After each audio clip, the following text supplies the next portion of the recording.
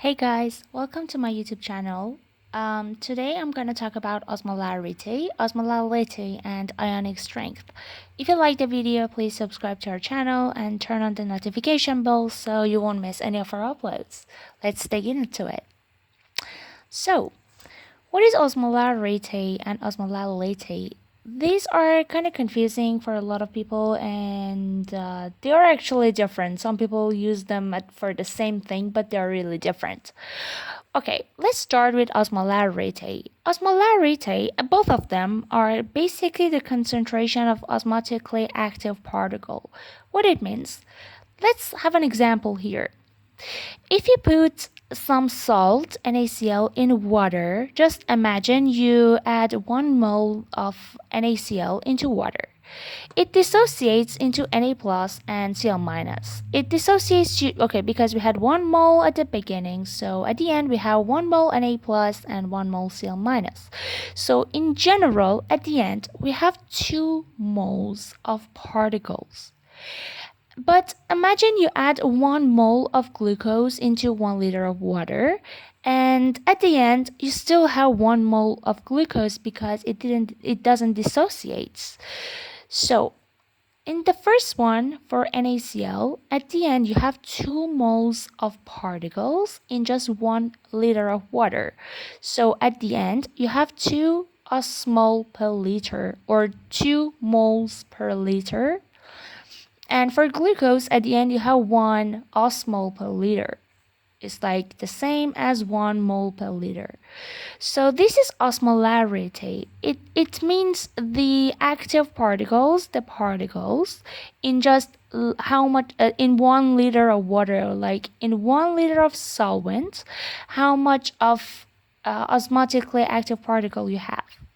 But osmolality, it's more per kilograms. What it means is like, for example here, it's like in 1 kilogram of water, how many active particle you have, how many moles of active particle you have in just 1 kilogram of water. And the number is the same as the respectively the moles per kilogram is like osmol per kilogram. And because people get confused about these two, I put R and R here. It's like osmolarity is mole per liter, RR, but osmolality is mole per kilogram. So about our plasma, osmolarity is really important in our plasma, and it's mostly determined by Na plus Cl minus, bicarbonate HCO3 minus, glucose, and urea. And it's about 280 to 300 milliosmol per liter. And for estimation of plasma osmolarity, the number is in millimoles per liter. Like here, milliosmol per liter is the same as millimoles per liter.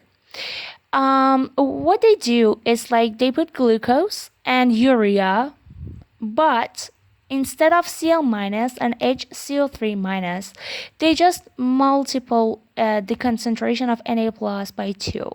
Like this is an estimation, this red thing to multiply by Na plus is an estimation of the whole red thing here. Na plus, Cl minus, and HCO3 minus. We have 3 words: hypoosmolar, isoosmolar, and hyperosmolar. Hypo means lower, iso means the same, and hyper means higher. So when one solution is hypoosmolar, it means the osmolarity is less than this number. And when one solution is isosmolar, of course, to our plasma, so it means it has the same osmolarity. And when it's hyperosmolar, it means it has a higher osmolarity. And it's really important because osmolarity is really important because our cells don't have the cell wall.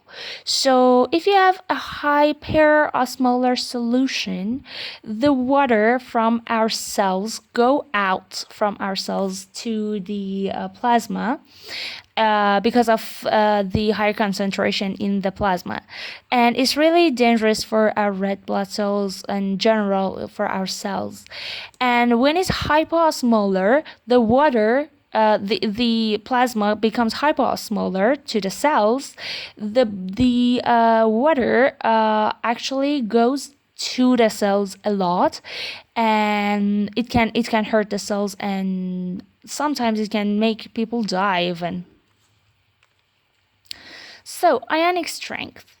It's actually the concentration of the charge, and it's really important because it actually affects the solubility of the proteins. I'm gonna talk about this one later. Let's go into the formula. They show ionic strength. Of course, it has I, so they show it with I. And it's 1/2 of the concentration of each ion multiplied by its charge to the power of 2. So just imagine you have 1 mole per liter of Na plus. It's like 1 mole here, and the charge is 1 to power of 2, so it's 1 here, and it's going to be 1/2. And in this table, you see ionic strength of the one solution. And in this solution, we actually have different proteins. We try to dissolve these proteins into this solution. And when we change the ionic strength of this solution, as you can see, when it's higher ionic strength, the solubility of these proteins decreased. So they call it salting out. It's like when you want to, actually when you have a solution and you want proteins to just to get out the proteins and get rid of the proteins, you can change the ionic strength of the solution, and the proteins, the solubility of the proteins decrease, so they precipitate and you can just get rid of them easily. Yeah, that's it. Thank you. Bye bye.